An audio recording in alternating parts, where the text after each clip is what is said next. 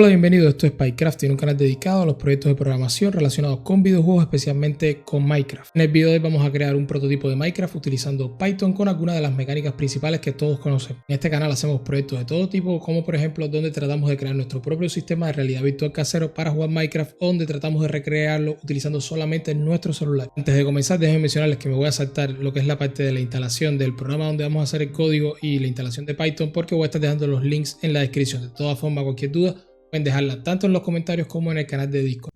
Vale, en mi caso voy a estar utilizando Cursor, pero ustedes pueden utilizar cualquier desarrollador o cualquier programa para desarrollar que sea compatible con Python. Lo primero que vamos a hacer es importar las librerías que vamos a utilizar. En programación las librerías son una serie de funciones y código que ya alguien hizo por nosotros y lo vamos a poder reutilizar. En este caso la base va a ser Ursina. Fíjense que ya viene con un controlador para lo que es la cámara en primera persona. Esto es lo que se va a encargar de todo lo que es el tema de los gráficos en 3D, el controlador de la cámara y tal. Lo siguiente va a ser crear nuestra aplicación de Ursina y lo vamos a hacer de la siguiente forma, ¿vale? Luego vamos a definir una serie de variables. Las variables vendrían siendo una especie de cajones donde vamos a estar guardando información. Fíjense que no solo puede ser en forma numérica, sino también puede ser en forma de texto o en forma de valores booleanos.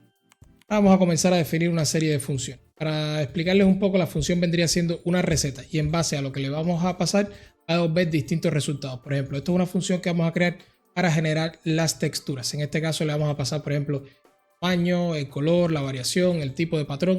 En este caso vamos a utilizar un patrón aleatorio basándonos en la librería que habíamos visto al principio, que es la librería random, ¿vale? Lo primero que vamos a hacer en esta función va a ser comparar utilizando variables y el comando if qué tipo de bloque queremos, por ejemplo un bloque de césped, un bloque de piedra, y a partir de ahí vamos a generar distintos patrones según el color. Para eso vamos a utilizar unos ciclos que se definen así utilizando el for, y vamos a definir cuántas veces se va a repetir. Para que se hagan una idea, más bien vendría siendo un mapa de bits y es lo que vamos a poner en cada cara de los cubos que vamos a definir. De todas formas, si quieren más detalles sobre el tema de los ciclos, déjenmelo en los comentarios. Luego vamos a utilizar la receta que vimos previamente para guardar la información en variables de la textura de las piedras, la textura del suelo, y vamos a crear un mapa con el nombre de la textura y la textura que creamos previamente. Vale, ahora para la generación de bloques vamos a crear una especie de plano. En este caso esto en programación se llama clase. Piénsenlo de la siguiente forma: si tenemos una casa, ¿no?, el plano de la casa sería la clase y la casa una vez construida sería el objeto.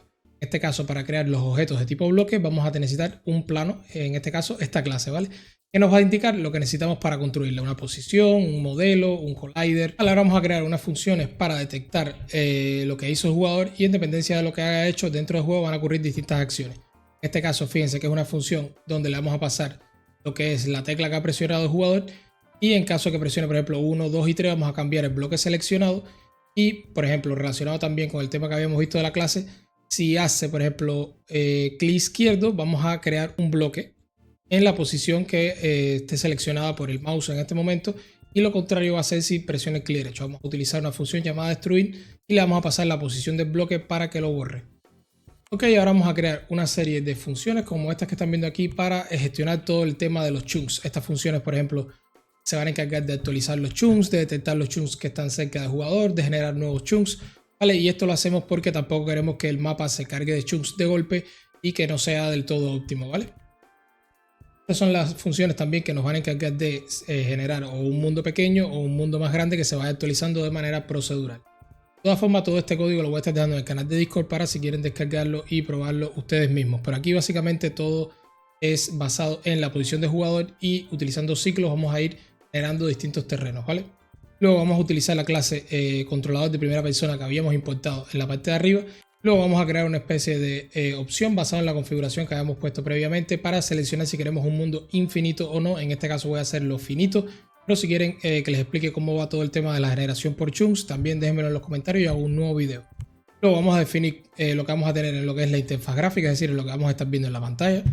Vamos a estar añadiendo algunas opciones de configuración, ¿vale? Y luego vamos a tener el corazón de lo que es nuestro programa, que sería el update. Esto es lo que se va a encargar de crear la configuración de los chunks, de ir calculando la dirección del player, ¿vale? Y luego también vamos a controlar, por ejemplo, si presionamos escape, que se cierre la aplicación. Y luego vamos a tener estas dos líneas para, una vez que toquemos aquí en el play, se pueda ejecutar todo esto que... Aquí pueden ver el resultado. Aquí pueden estar viendo, por ejemplo, el tema que les comentaba de que cada bloque va a tener patrones distintos. Con el clic derecho vamos a poder editar bloques. Y abajo ya están viendo lo que es la capa de tierra. En este caso estoy utilizando la opción para que el mundo sea finito, es decir, para que no haya generación procedural. Y por ejemplo aquí podríamos, si selecciono el 1, 2 con el clic izquierdo, podríamos construir utilizando distintos materiales y fíjense en lo que son los patrones que habíamos visto que lo hacía la función. Y si quieren una segunda parte donde hacemos un juego mucho más complejo, es decir, podemos agregar cubos como agua, podemos agregar temas de crafteos y tal, no olviden dejarlo en los comentarios para saberlo. Esto es PyCrafting, nos vemos en un próximo video. Bye bye.